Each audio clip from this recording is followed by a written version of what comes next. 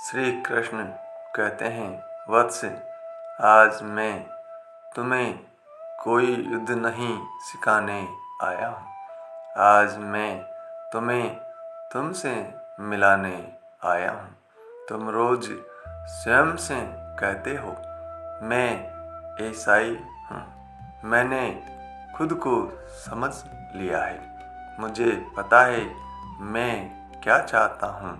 पर यदि यह सत्य होता तो तुम बार बार एक ही गलती क्यों दोहराते, एक ही पीड़ा में क्यों उलझते, एक ही भय के सामने क्यों झुक जाते।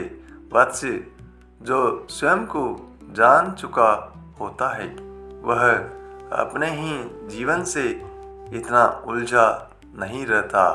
तुम सोचते हो तुम्हारी समस्या बाहर है, लोगों में, परिस्थितियों में, भाग्य में। पर आज मैं तुमसे एक कठोर सत्य कहूँगा। तुम्हारी समस्या तुम्हारी पहचान है। तुम अपने बारे में जो मानते हो वह अधूरा है, और अधूरी पहचान मनुष्य को अधूरे जीवन में कैद कर देती है। अर्जुन भी यही मानता था। वह स्वयं को धर्मात्मा समझता था, कर्तव्यनिष्ठ समझता था, वीर समझता था।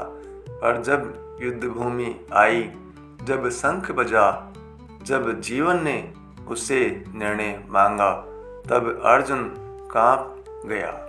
उसके हाथ से गांडीव फिसल गया। उसकी आंखों में आंसू आ गए। उसका शरीर शिथिल हो गया। वत्स, यह वही अर्जुन था जो कल तक अजय समझा जाता था। उस दिन मैंने अर्जुन का अपमान नहीं किया, मैंने उसका मुखौटा उतारा। क्योंकि जब तक मुखौटा नहीं उतरता तब तक सत्य दिखाई नहीं देता।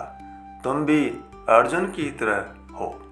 जब तक जीवन तुमसे कुछ नहीं मांगता तब तक तुम स्वयं को साहसी कहते हो। पर जब जीवन थोड़ा दबाव डालता है, थोड़ा अपमान, थोड़ी असफलता, थोड़ा नुकसान, तब तुम्हारा असली स्वरूप बाहर आ जाता है। वत्स, तुम कहते हो मुझे गुस्सा नहीं आता, पर क्या तुमने कभी खुद को देखा है जब कोई तुम्हें अनदेखा कर देता है? तुम कहते हो मुझे धन से मोह नहीं, पर क्या तुमने अपने मन को देखा है जब थोड़ा नुकसान होता है? तुम कहते हो मुझे किसी की परवाह नहीं, पर क्या तुमने अपने हृदय को देखा है जब कोई छोड़कर चला जाता है? वत्स, गीता की पहली और सबसे कठोर सीख यही है, मनुष्य वही नहीं है जो वह स्वयं के बारे में सोचता है। मनुष्य वही है जो वह कठिन समय में बन जाता है। इसलिए मैंने अर्जुन से कहा था, यह करुणा नहीं, यह कायरता है।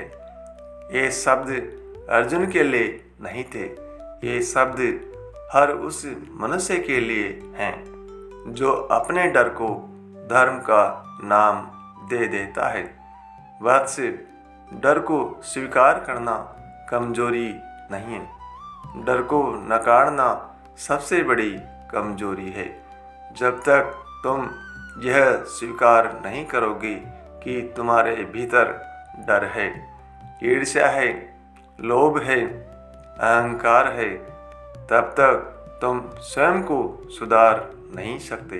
गीता तुम्हें अच्छा इंसान नहीं बनाती, गीता तुम्हें ईमानदार इंसान बनाती है, और ईमानदारी अक्सर असुविधाजनक होती है। वत्स, आज मैं तुमसे कोई साधना नहीं मांगता, आज मैं तुमसे केवल एक प्रश्न पूछता हूँ। जब तुम अकेले होते हो, जब कोई देखने वाला नहीं होता, जब कोई प्रशंसा करने वाला नहीं होता, तब तुम कौन होते हो? क्या तुम वही होते हो जो तुम लोगों को दिखाते हो, या तुम कुछ और बन जाते हो? यदि दोनों अलग है तो समझ लो तुम स्वयं से झूठ बोल रहे हो, और जो व्यक्ति स्वयं से झूठ बोलता है वह संसार से सत्य कैसे बोलेगा? वत्स, तुम बार बार अपने जीवन को बदलना चाहते हो, पर तुम अपनी पहचान को जांचने से डरते हो। तुम कहते हो मैं बदल जाऊंगा, पर तुम यह नहीं कहते मैं खुद को ईमानदारी से देखूंगा।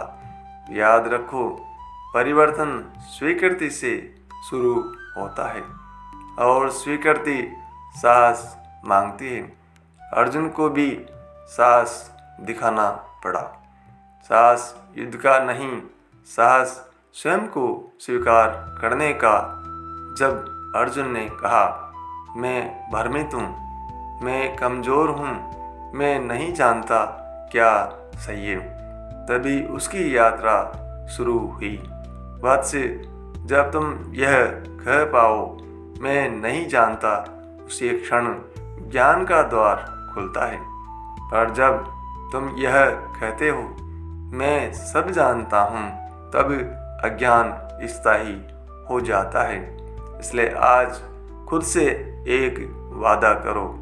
आज तुम खुद को बचाओगे नहीं, आज तुम खुद को सजाओगे नहीं, आज तुम खुद को सही ठहराओगे नहीं, आज तुम खुद को देखोगे और यह देखना दर्द देगा, क्योंकि सत्य हमेशा पहले चुपता है।